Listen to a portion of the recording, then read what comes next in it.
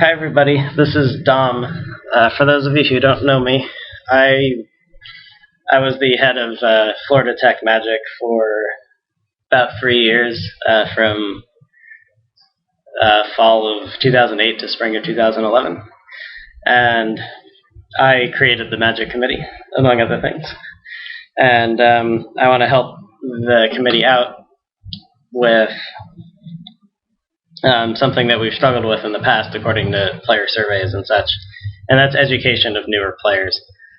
And so what I'm going to do here is, this program you see in front of you is called Magic Online, and it's the same thing as Paper Magic, basically, except it's on your computer instead of with actual cards. It's run by Wizards of the Coast. They charge the same amount of money for everything. It's magic, and though I don't think it's as fun as playing in person, sometimes it's 2 in the morning and you really want to draft, or like what happened with me when I started playing this and I was on vacation with my family for 2 weeks and didn't have anything to do. So I got Magic Online, and you can see, it's the same Aether Adept as in normal paper. So what I did here is you get a Magic Online account for $10, and you get a pack of the latest core set, which was M11 when I started, but now it's M12. And you get some commons and uncommons. Some of them are good. You get some Doom Blades and Lightning Bolts and stuff. And then some of them are pretty bad. You get some Ajani's Mantras. But what's cool is you also get these gold-bordered cards you can see here. Gold-bordered cards indicate that they're not tournament legal, and that's in Paper Magic, and it's exactly the same online. What happens is you get this set of about 300 cards for what they call the Planeswalker format. These are just these gold-bordered cards that you can use just in casual games. And it's a really good way to learn how to play Magic Online and get a hang of all the phases and when to pass priority and different things. And what we struggled with in the past with new players is they're good at learning how to play. We teach them, when to mulligan and how to, when to play an instant, when to use an activated ability and stuff like that. But they understand what all these things are, but we don't really go all the way in teaching them how to actually do everything well and how to play their decks well. So what I'm hoping is this won't just teach you how to play, it'll actually teach you how to play well. And hopefully that will be the case. What I have here is my favorite deck for the Planeswalker format. This is a blue-red control deck. Now, in constructed formats, there's basically 3 types of decks. There's aggro decks, where you play lots of fast creatures and just try to kill your opponent as quickly as you can. And then there's combo decks, where you take 2 cards that are not particularly good usually on their own, but they're very powerful together.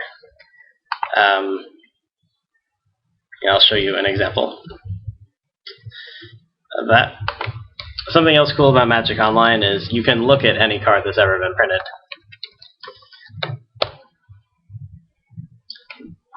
So I just unchecked my cards. Here we have Vampire Hexmage and Dark Depths.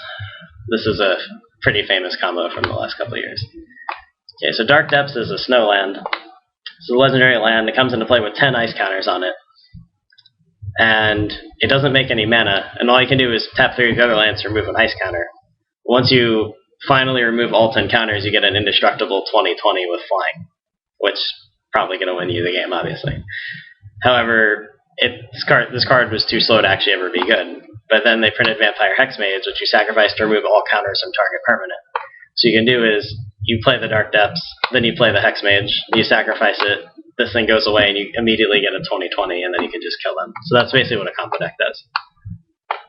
Combo decks are the most powerful type of deck, but they're also the easiest to disrupt. And if you can't draw your Hexmage and your Dark Depths, then usually you probably can't win, because usually combo decks are all focused on that one way to win.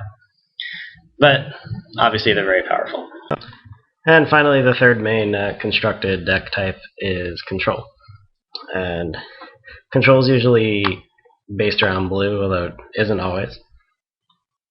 Blue is generally in Control decks because Control decks look to push the game to the end. And what they do is they just try to survive the early turns, especially against aggro decks. Run their opponent out of resources, and then slowly put the game away. So the way that they do this is by playing cheap instant speed removal spells like Shock and Incinerate, and even Unsummon, just to stall, buy time to kill the early stuff. You play a Goblin Guide, I shock it, and that's just how you get through the early turns. And then also with usually walls, ones that block well, like Wall of Spears, and also have counter spells like Remove Soul and Negate counters a creature and non-creature spell respectively, and then cancel counters anything. These cards can be good early and late in the game. Whenever they're good late in the game because you can leave up the mana easily, and then they can still be good early in the game sometimes if you don't have a burn spell to hold on or a creature to play. Just hold the counter spell, and if they play something dangerous, you counter their card. Something else that blue decks in particular do very well is draw cards, and they're able to run the opponent out of resources and then still keep theirs coming in. And you do that with cards like Thieving Magpie, which draws a card when you hit your opponent with it, and then card like Tidings, you just pay 5 mana to draw 4 cards. And then control decks generally don't play that many creatures. This one has 14 out of 61 cards. The finishers for this deck usually want to play big flying creatures. Here we have Air Elemental, 4/4 flyer. And then Flame Blast Dragon is the big one, 5/5 flying. It also has a very powerful ability. When it attacks, it can basically deal a bunch of extra damage to the opponent, or it can kill a creature that's in its way, or something of that nature. Something else I want to point out is what we call a mana curve. And generally, mana curve, if you start at 1 and go up to like 6 or 7, is shaped like a bell curve where you have a few spells that cost 1, and then a little more at 2, and then you have a bunch of spells at 3 and 4 usually. This deck only has the Magpies at 4. But you can kind of see, if there were a few, just for illustration purposes, if there were a few more cards here, now you can kind of see that this rounded shape here so we have maximize our spells that cost around the middle, and then so you want to have something to do with the beginning of the game, but you don't want to draw a shock at the end of the game when you really want to draw a big creature. So mana curve is very important. Aggro decks sometimes can have very top-heavy mana curves, or front-heavy. There's different ways to say it, but basically, you just play a bunch of 1-drops and 2-drops and some 3-drops, and that might be it. You might not even go here. You just try to kill them really quickly before they can get to this point, and that's what the control deck tries to prevent. A couple other strategies usually seen in control decks are life gain.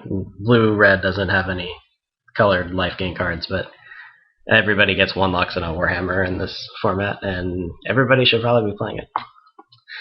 And then another win condition we have is Persuasion. We can just take our opponent's best creature and use it against them. And finally, we have this 1 Evacuation.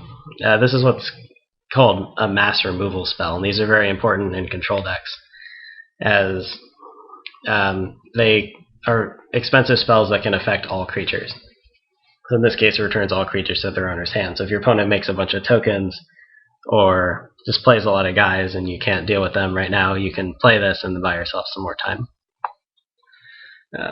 Other colors, usually black and white, can just flat out kill everything, in which case if your opponent had more creatures than you, you gain advantage by doing that. So that's control decks in a nutshell. The last thing I want to point out is the fact that I'm playing 61 cards. Generally you want to stay close to the minimum whenever possible, because my best card is probably Flame Blast Dragon, but I only have 2 of them. And in a 60 or so card deck, I can probably draw one almost every game, especially with some of the card draw that I have. If I was playing 90 cards in my deck, it'd be much less likely that I'm always going to see a Flame Blast Dragon. So by cutting the extra cards, you can make it more likely that you're going to draw the cards you really want to be seeing every game. And that's why pretty much all the best players professionals and such will always play 60 cards in their deck, maybe 61. Sometimes, like this deck, I really like the balance of the cards. It looks right to me, and I don't have any one card I want to cut, so I've just been going with 61. So you also have 25 lands. Control decks usually need to play more lands than other decks. Aggro decks can often get away with like 21 or 22 because they don't have many expensive cards. When you're playing 5 and 6 drops and X spells like Blaze, sometimes you save a Blaze for the end of the game and you want to cast Blaze for 10 to kill your opponent. You need a lot of land to do that. So you also have a lot of double blue spells, Cancel, Thieving Magpie, and all of these 5 drops cost blue, and then Flame Blast is red, although that's near the end of the curve. But you definitely need to make your land drops to be successful in control decks. And that's it. Without further ado, let's go play a game.